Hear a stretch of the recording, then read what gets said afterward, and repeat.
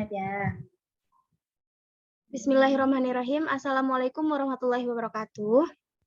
Alhamdulillahirrabbilalamin. Wassalatu wassalamu ala asrofil anbiya'i wal mursalin wa ala alihi wa sahbihi rasulillahi ajmain. Selamat pagi rekan-rekan semua. Terima kasih sudah menghadiri Zoom kita pada hari ini, bahwa kami dari kelompok 2 akan mempresentasikan mengenai hubungan filsafat dengan pendidikan, agama, dan kebudayaan. Lalu ada ruang lingkup metode dan pembagian filsafat serta perbedaan filsafat dengan ilmu dan agama.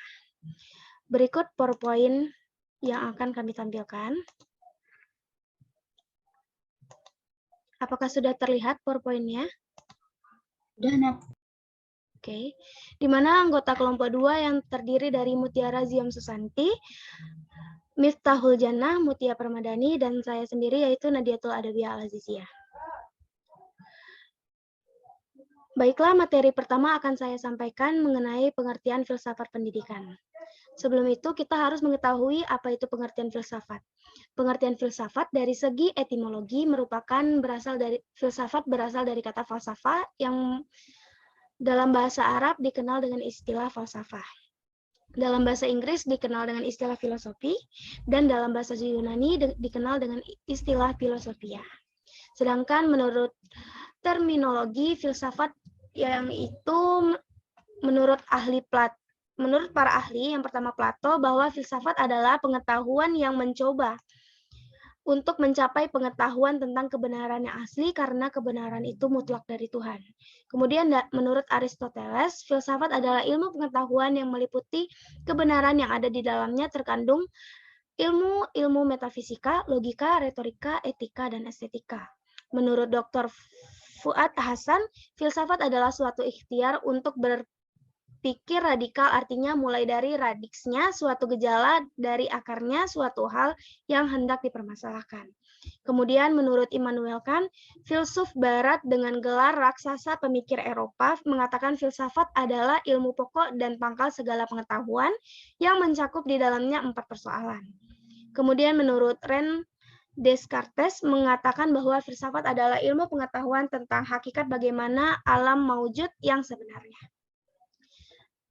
Selanjutnya pengertian pendidikan. Dalam kamus besar, pendidikan artinya proses pengubahan sikap dan tata laku seseorang atau kelompok orang dalam usaha mendewasakan manusia melalui upaya pengajaran dan latihan, proses perbuatan, dan cara mendidik.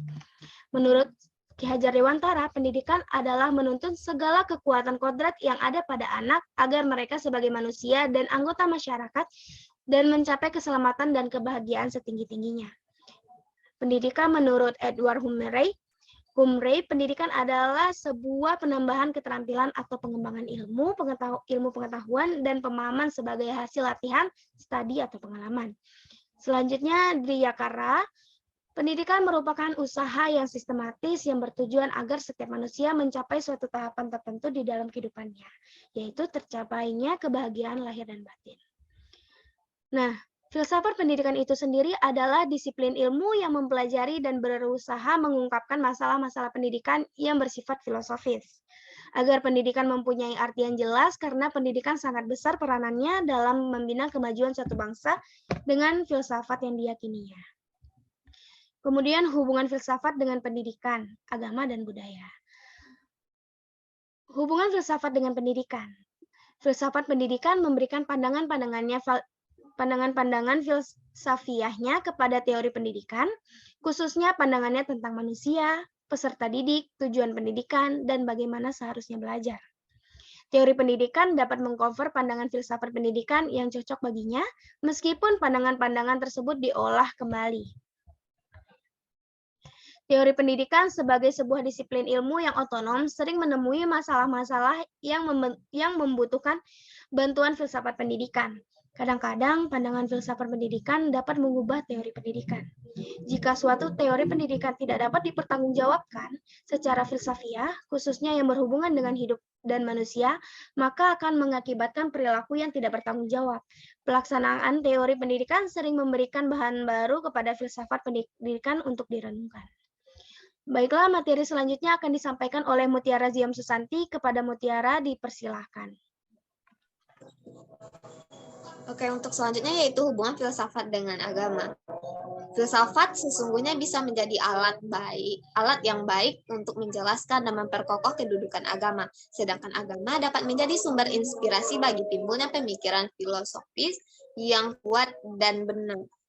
Lalu agama sebagai kepercayaan akan bisa menjadi ilmu jika dilakukan studi terhadap ungkapan pengalaman agama sebagai hasil hubungan manusia dengan realitas mutlak.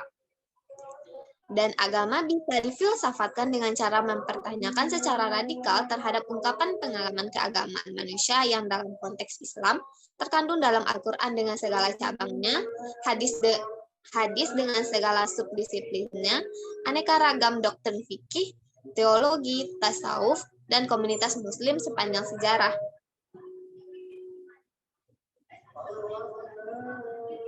Lalu antara filsafat dan agama terdapat titik persamaannya, yaitu mencari kebenaran. Dan antara filsafat dengan agama di samping terdapat persamaan, tetapi juga ada perbedaannya, yaitu dari aspek sumber, metode, dan hasil yang ingin dicapai. Serta antara filsafat dan agama mempunyai titik singgung atau relasi, yaitu saling isi-mengisi di dalam menjawab soalan-persoalan yang diajukan oleh manusia. Baik, saya kembalikan kepada moderator. Baiklah, terima kasih kepada Mutiara Zium. Materi selanjutnya akan disampaikan oleh Miftahul Jannah. Kepada Miftah, dipersilakan. Baik, terima kasih moderator. Materi selanjutnya adalah hubungan filsafat dengan kebudayaan. Pada pokoknya, kebudayaan adalah semua ciptaan manusia yang berlangsung dalam kehidupan. Pendidikan dan kehidupan adalah suatu hubungan antara proses dengan isi, yaitu pendidikan adalah proses pengeporar kebudayaan dalam arti membudayakan manusia dan aspek lain dari fungsi pendidikan adalah mengolah kebudayaan itu menjadi sikap mental, tingkah laku, bahkan menjadi kepribadian anak didik. Jadi hubungan pendidikan dengan kebudayaan adalah juga hubungan nilai demokrasi.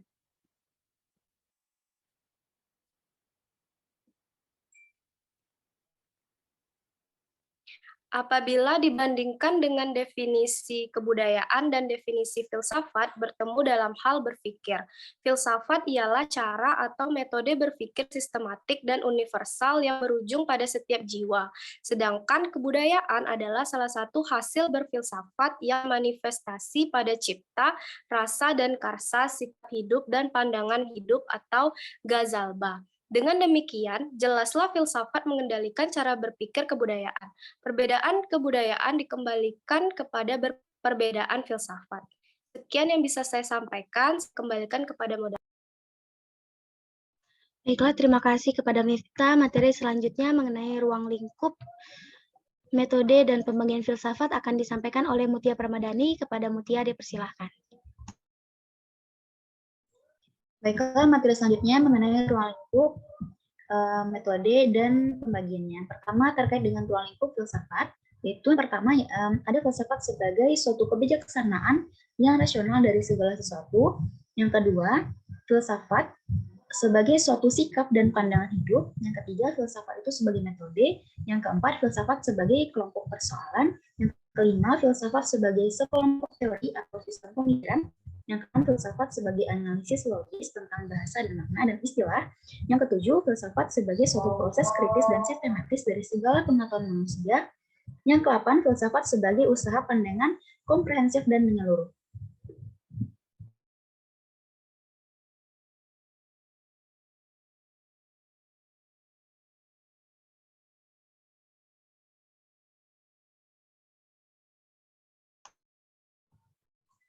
Baik, selanjutnya yaitu metode dari filsafat. Metode filsafat intinya sebuah cara dalam melakukan kinerja ilmiah. Metode untuk mempelajari filsafat terbagi menjadi 3, di antaranya ada metode sistematis, metode historis, dan metode kritis. Ketiga metode ini menerapkan sistem pengetahuan mengenai pemikiran yang kompleks dengan menggunakan proses analisa dan evaluasi terhadap suatu informasi yang diterima.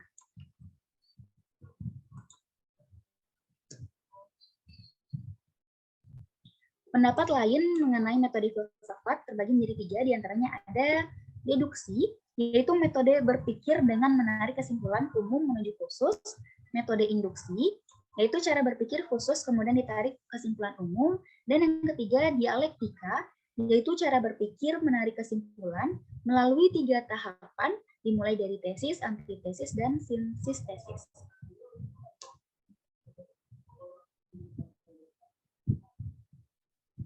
Selanjutnya yaitu pembagian filsafat.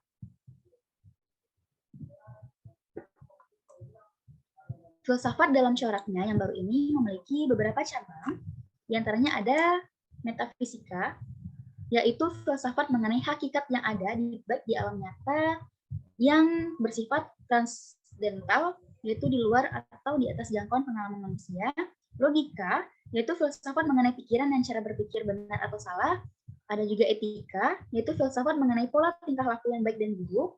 Estetika, yaitu filsafat mengenai hal-hal yang berkaitan dengan keindahan dan kejelekan. Berikutnya epistemologi, yaitu filsafat mengenai ilmu pengetahuan.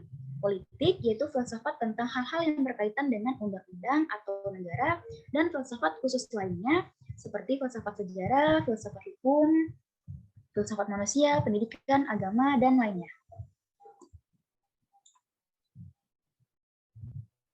Selanjutnya yaitu perbedaan filsafat dengan ilmu.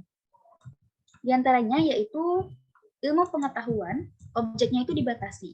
Sedangkan untuk filsafat, objeknya tidak dibatasi pada suatu bidang kajian saja. Dan objeknya dibahas secara filosofis atau reflektif, rasional, karena filsafat mencari hakikat.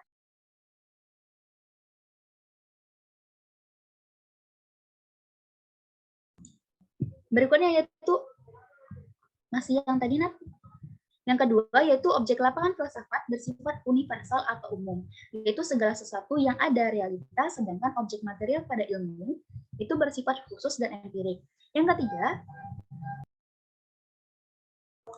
ilmu hanya terfokus pada bidang masing-masing secara kaku, sedangkan filsafat dia tidak terkotak-kotak dalam disiplin ilmu. Yang keempat, ilmu menggunakan pendekatan analitis dan deskriptif, sedangkan filsafat itu secara sintesis dan sinopsis berhubungan dengan sifat-sifat dan kualitas alam dan hidup secara keseluruhan. Bagian-bagian dari organisme menjadi organ-organ, kalau filsafat mencoba membedakan sesuatu dalam bentuk sintesis yang menjelaskan dan mencari makna sesuatu secara keseluruhan. Berikutnya, yaitu perbedaan filsafat dengan agama. Filsafat adalah berpikir, sedangkan agama adalah mengabdikan diri. Berikutnya, agama banyak berhubungan dengan hati, sedangkan filsafat banyak berhubungan dengan pemikiran. Filsafat menuntut pengetahuan untuk memahami, sedangkan agama menuntut pengetahuan untuk beribadah atau mengabdi. Pokok agama bukan pengetahuan tentang Tuhan, tetapi yang penting adalah hubungan manusia dengan Tuhan. Agama mulai dari keyakinan yang kemudian dilanjutkan dengan mencari argumentasi untuk memperkuat keyakinan itu. Sedangkan untuk filsafat, dia berawal dari mencari-cari argumen dan bukti-bukti yang kuat dan timbullah nanti keyakinan.